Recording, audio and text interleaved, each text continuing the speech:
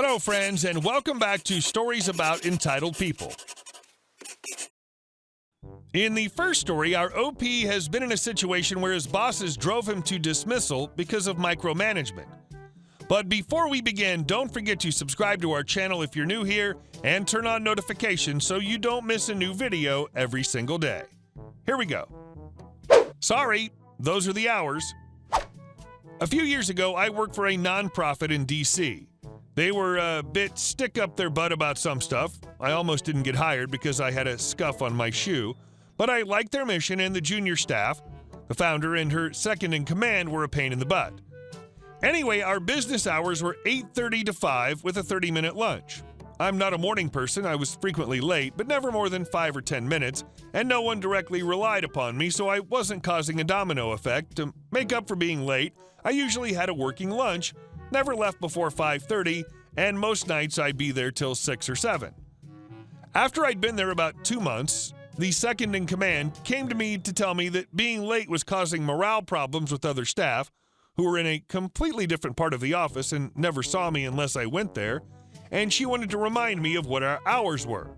Okay, no problem. I could do 8 hours a day rather than the 10 to 11 I normally worked. So I smiled, nodded my head, agreed, and mentally started updating my resume.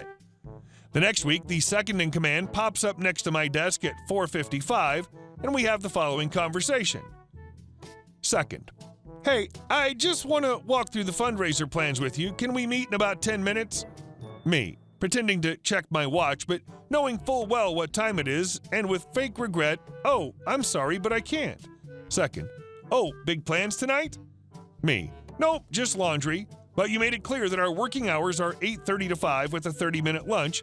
Since it's 4:57 now, we really don't have time to meet. Maybe tomorrow? Second: Oh, well, I'm out for the rest of the week. We used to meet later and it wasn't a problem. Me, solemnly, yes, but that was before you stressed how important it was to you that I stick to our business hours.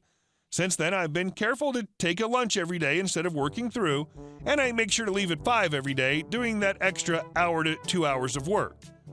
But brightly, I'm no longer a few minutes late some days, so it's all working out, and I have much more time for my hobbies now. Me, turning off my computer and standing up. Well, it's after 5, so I really have to go. But why don't you send me a calendar invite for when you're back and we can have that meeting? I gave notice 2 weeks later. F that micromanaging bullcrap. And our second story.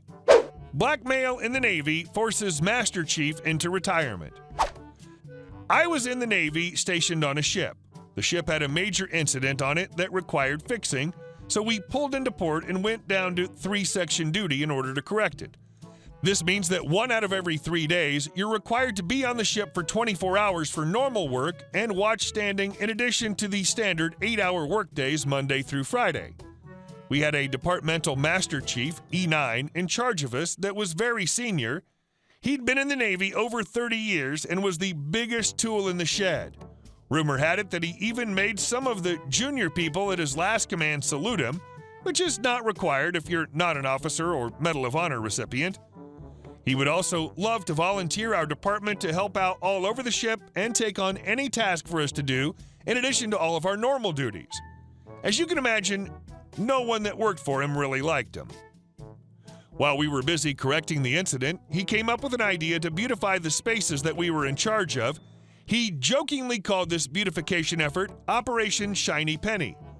Normally, during duty days, you have a bit of downtime when you aren't on watch or during the 8-hour workday, but he mandated that everyone during this time take needle guns, sandpaper, floor wax, 409 and rags, buckets of paint, and whatever else we could find, and just start cleaning and waxing and painting until we ran out of supplies, at which point he'd order more and do it again.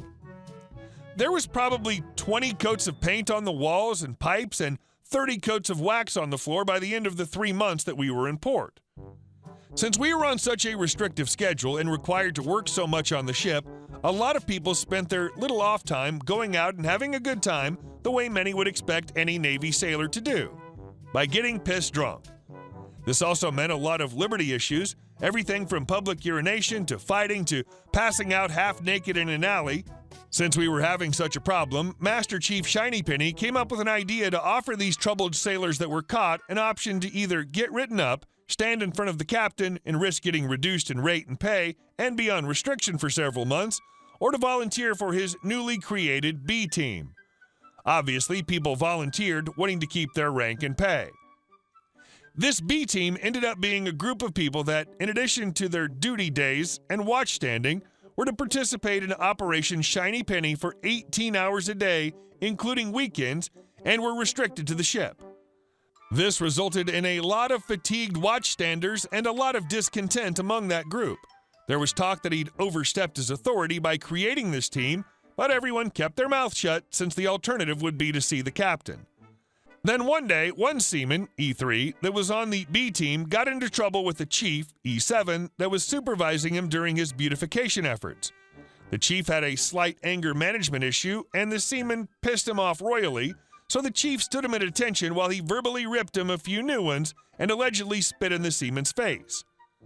Now, Seaman Spit did not like this one bit, so he wrote a grievance against the chief for spitting in his face and started routing it up. Apparently, Master Chief Penny found out about this and was able to intercept the grievance form before it got too far. He then called Seaman Spit into his office to talk about it. While there, Master Chief Penny stood him at attention and mentioned very pointedly that Seaman Spit was close to his EAOS, end of obligated service, and will be getting out soon, but if he were to go up and see the captain, he'd be put on official restriction, which would extend his life on the ship for several months. If he didn't want that to happen, he needs to drop the grievance against Chief Anger Spray. Now, Seaman Spit was not stupid. He simply replied back, "Yes, Master Chief," and was dismissed. But he was recording the entire conversation on a tape recorder that he borrowed when he found out that Master Chief Penny was out for him. He took the recording straight to the ship's NCIS and played it for them. It was all they needed. Last I heard, the grievance against Chief Anger Spray went nowhere due to a lack of evidence and lack of snitches. NCIS investigated Master Chief Penny and found that the B team that was set up was an alternative punishment to the standard non-judicial punishment, Captain's Mast, and the Master Chief was actively stopping anyone above him in the chain of command from knowing about it, despite doing so being forbidden. That, plus the blackmail of Seaman Spit, meant that they could nail Master Chief to the wall, but they took into account his extremely extended service in the Navy, so Master Chief Penny was told that he would be charged unless he immediately retired. Obviously, he took the retirement route, and our department was spared his further reign. Seaman Spit was not very well liked before because he was pretty lazy and a snitch, but people actually warmed up to him for the last few months he was on the ship because he was able to rid us of Master Chief Penny. And our last story. Neighbor is an a-hole, so I caused a potentially catastrophic rift in his marriage. A bit of backstory. I live in a predominantly Mormon area and am not Mormon. I received quite a bit of criticism from my across-the-street neighbor because of the religious difference. I'm assuming. We've never interacted before he started messing with me. He currently has 10 children. About a month ago, on trash day, he told one of his kids to kick my trash can over into the street. The kid did it, and I witnessed everything. This is not the first time he's kicked my trash over. There's more. I'm the guardian of my younger sister. I got her a cat about a year ago, and the neighbor told me that the cat is not allowed on his side of the road. Okay, whatever. A couple days later, the guy called animal control on the cat because it was wandering on the sidewalk in front of his house. They said they couldn't do anything since it wasn't on his property, so neighbor takes the cat and drops it off at the animal shelter, pretending it's his, and tells them to put it down. They refuse without the papers, and she's chipped. It's a whole situation. On the day they moved in, my little sister made them brownies and took them over, knocked on the door and waited. They didn't answer. So little sister wanders back across the road, and when she gets to our front porch, looks back to watch the father look her dead in the eyes as he's throwing the treats, plate and all, into the garbage. Other petty bullcrap acts besides these, etc. That same day, I was reminded by a friend about how I used to have a pen pal when I was younger before I moved. Later that night, I was browsing the web looking for a pen pal when I stumbled across a cool-sounding site, prisonpalpals.com. I visited the site, and after clicking through a few dodgy links, was brought to an array of different prisoners who were looking for pen pals. After doing a bit of browsing from there, I stumbled across a fellow who was on death row for first-degree murder. Feeling bad for this guy, but not wanting to give my address out, you send an email, the guards print it out, and give it to the prisoner, then they write you a letter and deliver it to your physical address. I remembered the a-hole across the street. More out of curiosity than malice, I proceeded to write a very detailed letter about how I'm a trapped, secretly gay Mormon man with 10 kids who's looking to start an extramarital affair with a prisoner. I put in his address and send. I had my hilarious, petty satisfaction. I expected nothing to come out of this. I thought he'd be going through his mail, see the letter, not open it, toss it, and think nothing of it. But boy, was I wrong. Of course, with it being a small town, the guy does run a small business here where one of my acquaintances works. I went in just earlier today and chatted with my acquaintance before he told me, "Oh my God, did you hear about neighbor?" I said no because I hadn't, and he filled me in on all the details. Apparently, one of the neighbor's kids had brought in the mail, only for his wife to find it and read the letter from this prisoner, responding to the joke letter that I wrote. I don't know the specifics of the letter, but I do know that his wife threw a effing fit when he arrived home and made him pack his bags. My acquaintance informed me that this was not the first time neighbor had started or tried to start an affair with someone else, and apparently this was the last straw for her. I'm still shocked, horrified, and extremely amused by this predicament. Hey guys, thank you all for watching the video, and I'll see you in the next one.